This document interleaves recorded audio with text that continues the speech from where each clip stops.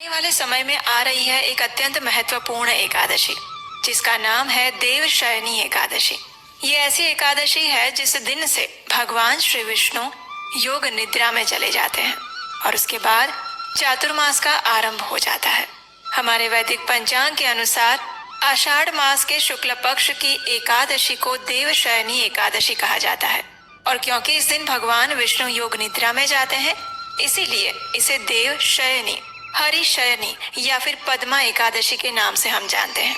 और ये एकादशी वर्ष में आने वाली महत्वपूर्ण एकादशियों में से एक है जो हमारी आध्यात्मिक साधना को मजबूत बनाने के लिए और अधिक से अधिक आध्यात्मिक फल प्राप्त करने के लिए सबसे महत्वपूर्ण है। तो चलिए आज के इस वीडियो में जानते हैं कि इस बार देवशयनी एकादशी कौन से दिन आ रही है, इस दिन के शुभ मुहूर्त क्या रहेंगे और अगले दिन इस एकादशी व्रत का पारण करने का समय क्या रहेगा। और हाँ, इसी एकादशी के अगले दिन प्रदोष का व्रत भी रखा जाएगा। तो जो भक्त एकादशी और प्रदोष दोनों व्रत रख रहे हैं उन्हें एकादशी का पारण कैसे करना चाहिए ये भी हम आपको आज इस वीडियो में बताएंगे। तो चलिए आज का देवशयनी एकादशी कब है ये विशेष वीडियो आरंभ करते हैं। आषाढ़े शुक्ल पक्षे तु एकादश्यां विशेषतः विष्णुना शयनं प्रोक्तम् देवशय्या तु सा स्मृता।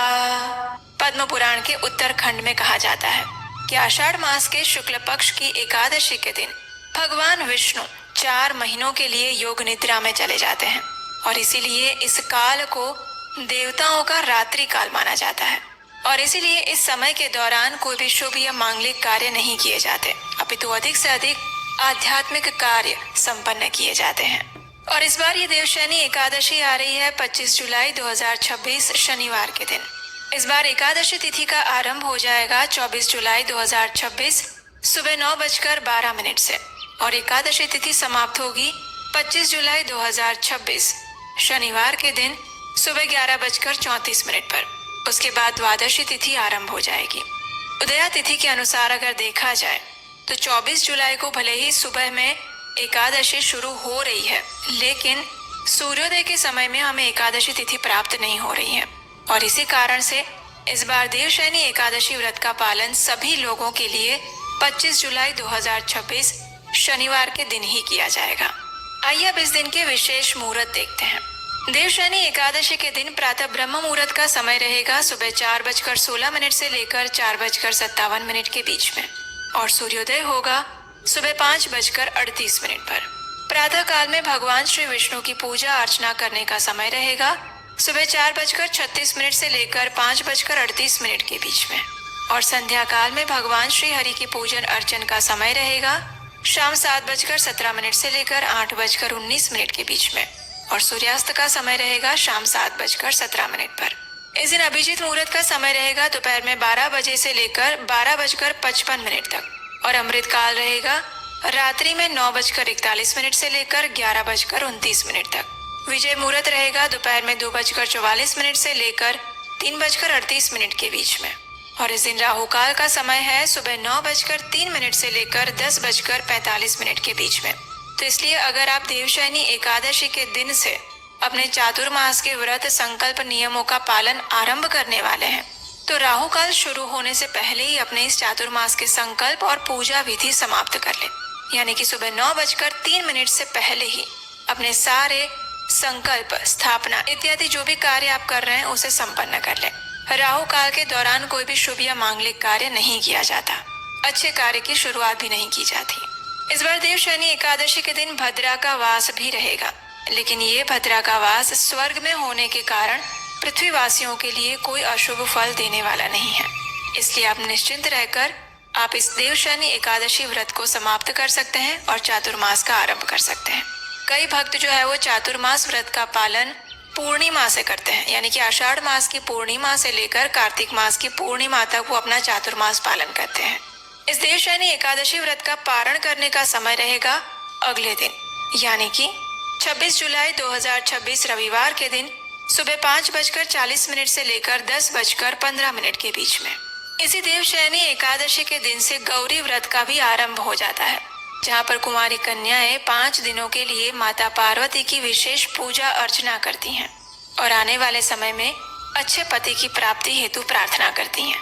अब देखिए, देवशयनी एकादशी के अगले दिन यानी कि 26 जुलाई को हम इस एकादशी व्रत का पारण करते हैं। लेकिन उसी दिन यानी कि 26 जुलाई के दिन प्रदोष का व्रत भी रखा जाएगा। कई भक्त जो है वो एकादशी भी रखते हैं और प्रदोष का व्रत भी पालन करते हैं। तो अब समस्या ये आती है कि जो भक्त एकादशी व्रत का पारण प्रदोष वाले दिन करना चाहते हैं, उस दिन उन्हें उपवास भी रखना होता है प्रदोष व्रत का। तो ऐसे में क्या किया जाए? तो देखिए, जिन भक्तों को ये समस्या आ रही है वो एक बहुत सरल कार्य करके अपने प्रदोष व्रत को भी यथावत चालू रख सकते हैं और एकादशी व्रत का पारण कर सकते हैं। तो देखिए, इसके लिए क्या करना होगा कि सबसे पहले प्रदोष व्रत वाले दिन आप प्रातः काल में भगवान शिव के पूजन अर्चन संबंधी सारे कार्य समाप्त कर लें। उसके बाद जब एकादशी व्रत के पारण का समय आता है तो उस दिन पारण के सभी नियमों का पालन करें और फिर जब आपको भोजन लेने का समय आता है उस समय आप भगवान शिव से विशेष प्रार्थना करें, भगवान श्री हरि से प्रार्थना करें और उसके बाद भगवान शिव से कहें, हे भोलेनाथ, मैंने कल एकादशी का व्रत रखा था और इस एकादशी व्रत को पूर्ण करने के लिए, उसका पारण करने के लिए मैं भगवान को अर्पित चावल का सिर्फ एक दाना स्वीकार करके इस व्रत का पारण कर रही हूँ और उसके बाद मैं अपना प्रदोष व्रत का उपवास यथावत चालू रखूंगी। कृपया आप मेरे प्रदोष व्रत का स्वीकार करें।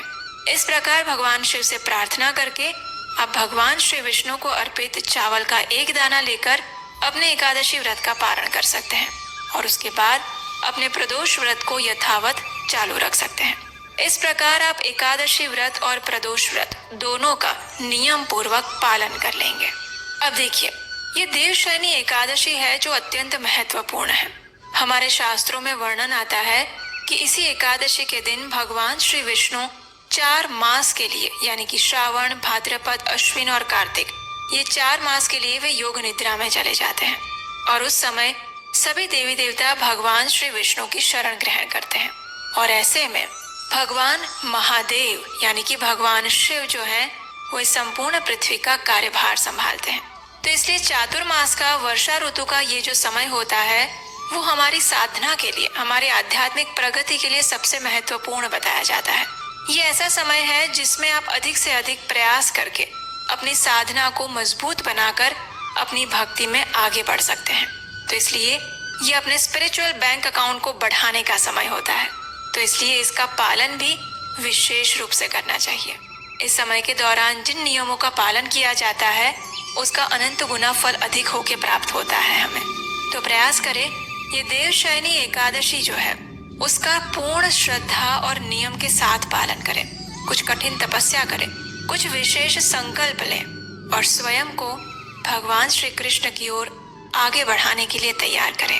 अधिक से अधिक हरे कृष्ण महामंत्र का जप करें, भगवान की दिव्य कथाओं का श्रवण करें, अपनी चेतना को अधिक से अधिक भगवान के ऊपर केंद्रित रखने का प्रयास करें। और अगर आप इस देवशयनी एकादशी की विस्तृत व्रत विधि जानना चाहते हैं तो हमें नीचे कमेंट बॉक्स में लिखकर जरूर बताइएगा। अगर आपकी इच्छा हुई तो हम इसके ऊपर आपको विस्तार से शास्त्र के अनुसार विधि अवश्य बताएंगे।